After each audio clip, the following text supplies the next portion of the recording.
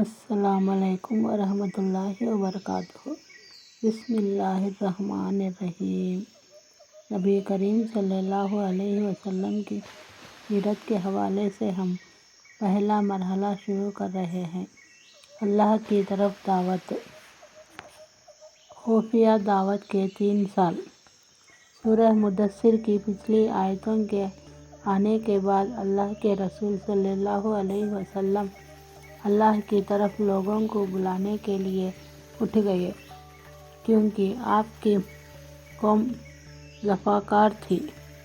بت پرستی اور درگاہ پرستی اس کا دین تھا، باپ دادا کی ریتی اس کی دلیل تھی، گرو، اہنکار اور انکار اس کا چرتر تھا، اور تلوار اس کی سمسیاؤں کا سادھن تھی۔ اس کے علاوہ عرب تہذیب میں دھارمک گرو کے روپ میں اس کی مانیتا تھی۔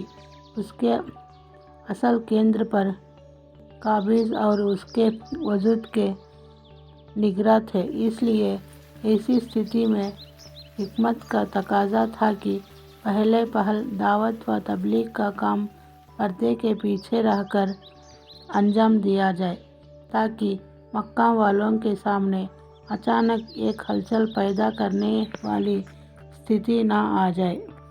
شروع کے اسلامی ساتھی، یہ بالکل سوابھاوک تھا کہ اللہ کے رسول صلی اللہ علیہ وسلم سب سے پہلے ان لوگوں کے سامنے اسلام پیش کرتے جن سے آپ کا گہرا سمپرک اور سمبندھ تھا، یعنی اپنے گھر کے لوگ اور دوستوں کے سامنے۔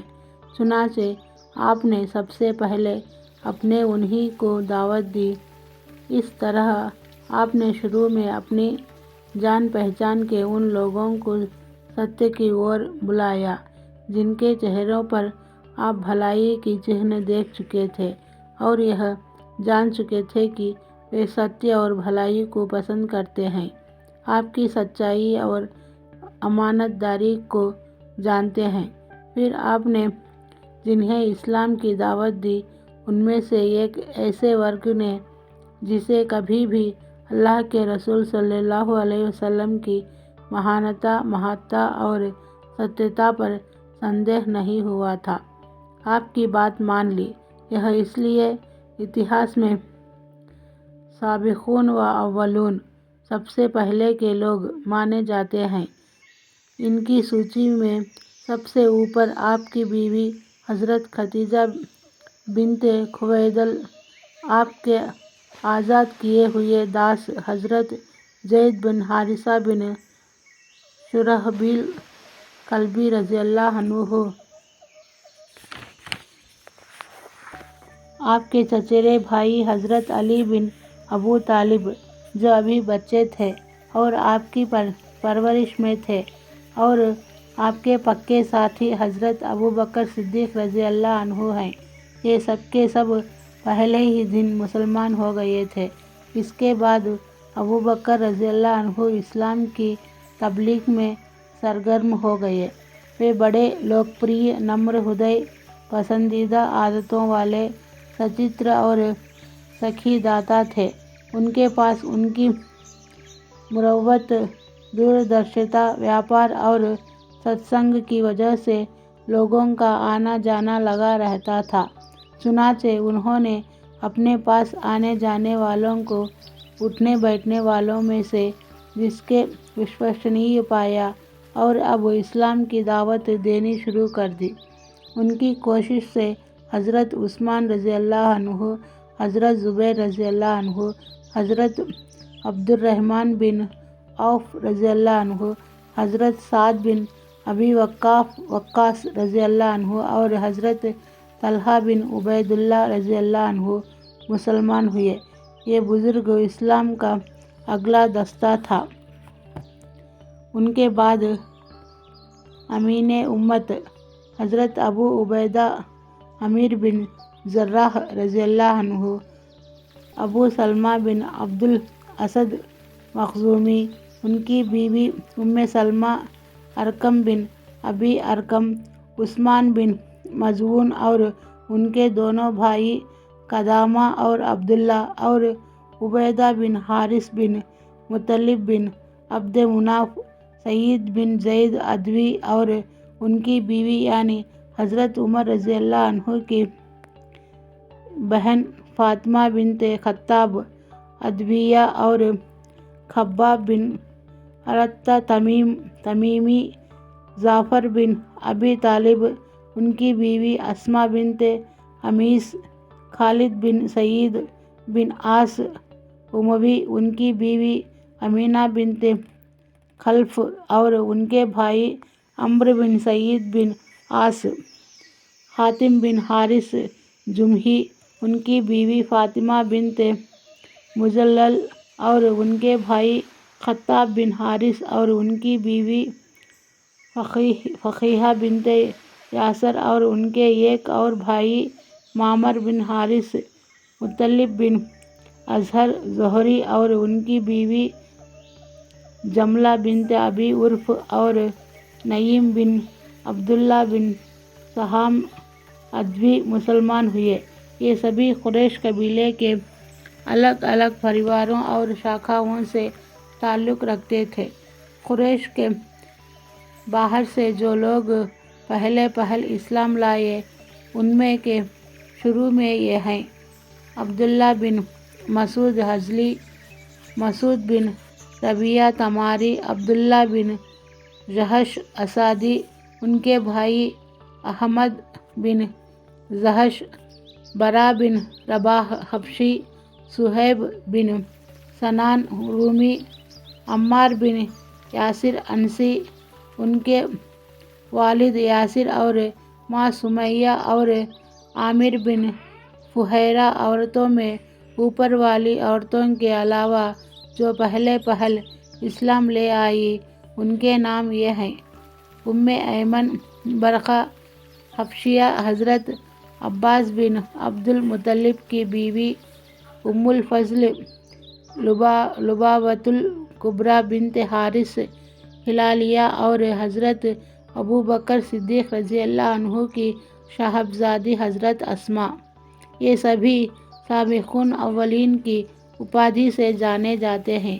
چھان بین سے معلوم ہوا کہ جو لوگ اسلام کی طرف پہل کرنے کے گن سے جانے جاتے ہیں ان کی تعداد مرد اور عورتوں کو ملا کر 130 تک پہنچ جاتی ہے، لیکن یہ بات پورے وشواس سے نہیں معلوم ہو سکا کہ یہ سب کھلی دعوت و تبلیغ سے پہلے اسلام لائے یا کچھ لوگ بعد کے ہیں۔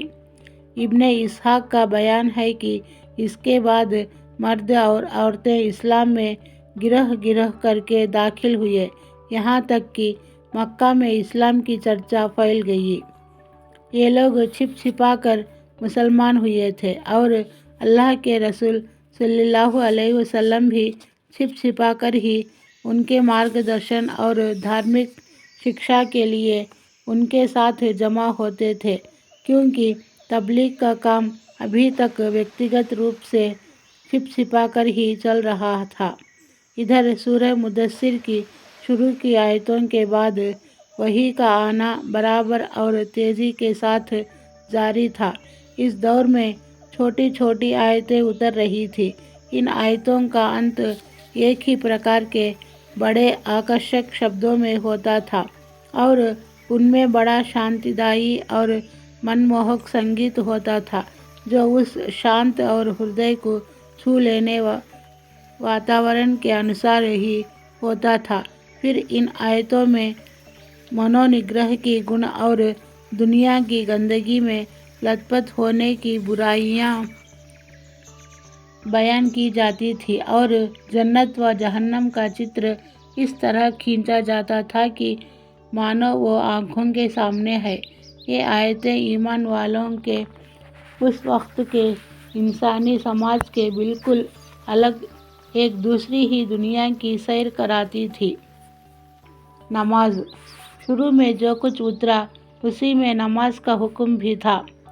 ابن حجر کہتے ہیں کہ نبی صلی اللہ علیہ وسلم اور اسی طرح آپ کے صحابہ کرام معراج کے واقعے سے پہلے قطعی طور پر نماز پڑھتے تھے۔ البتہ اس میں متبھید ہے کہ 5 وقت کی نماز سے پہلے کوئی نماز فرض تھی یا نہیں؟ کچھ لوگ کہتے ہیں کہ سورج کے اگنے اور ڈوبنے سے پہلے ایک نماز فرض تھی۔ حارثہ بن اسامہ نے ابن لہیعہ کی اور سے ملی حضرت زید بن حارث رضی اللہ عنہ سے یہ حدیث روایت ہے کہ اللہ کے رسول صلی اللہ علیہ وسلم پر شروع میں جب وحی آئی تو آپ کے پاس حضرت جبرائیل علیہ السلام تشریف لائے اور آپ کو وضو کا طریقہ سکھایا۔ جب وضو سے فارغ ہوئے تو ایک چلو پانی لے کر شرمگاہ پر چھینٹا مارا۔ ابن ماجہ نے بھی اسی عرض میں حدیث روایت کی ہے۔ برا بن عازب اور ابن عباس رضی اللہ عنہ سے بھی اسی طرح کی حدیث روایت کی گئی ہے۔ ابن عباس رضی اللہ عنہ کی حدیث میں بھی اس کا ذکر ہے کہ یہ نماز شروع کے فرض میں سے تھی۔ ابن ہشام کا بیان ہے کہ نبی صلی اللہ علیہ وسلم اور صحابہ کرام رضی اللہ عنہ نماز کے وقت گھاٹیوں میں چلے جاتے تھے اور اپنی قوم سے چھپ کر نماز پڑھتے تھے۔ ایک بار ابو طالب نے نبی صلی اللہ علیہ وسلم اور حضرت علی رضی اللہ عنہ کو نماز پڑھتے دیکھ لیا۔ پوچھا اور سچائی معلوم ہوئی تو کہا کہ اس پر برقرار رہے۔ یہ عبادت تھی جس کا حکم ایمان والوں کو دیا گیا تھا۔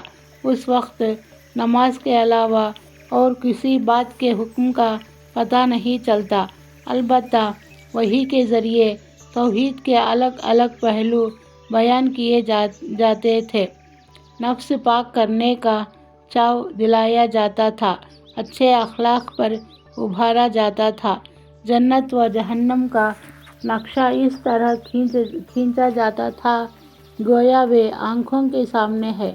ایسے اثرات واضح ہوتے تھے جن سے سینے کھل جاتے، روح آسودہ ہو جاتی اور ایمان والے اس وقت کے انسانی سماج سے الگ ایک دوسری ہی فضا میں سیر کرنے لگتے۔ یہ 3 برس بیت گئے اور دعوت و تبلیغ کا کام کیول ویکتیوں تک سیمت رہا، مجمعوں اور مجلسوں میں اس کا اعلان نہیں کیا گیا، لیکن اس بیچ یہ قریش کے اندر خاصی مشہور ہو گئی۔ مکہ میں اسلام کا ذکر پھیل گیا اور لوگوں میں اس کا چرچا ہو گیا۔ کچھ نے کسی وقت منع بھی کیا اور کچھ ایمان والوں پر سختی بھی ہوئی، لیکن کل ملا کر اس دعوت کو کوئی خاص اہمیت نہیں دی گئی، کیونکہ اللہ کے رسول صلی اللہ علیہ وسلم نے بھی ان کے دین سے کوئی چھیڑ چھاڑ نہ کی تھی، نہ ان کے معبودوں کے بارے میں زبان کھولی تھی۔ السلام علیکم ورحمۃ اللہ وبرکاتہ۔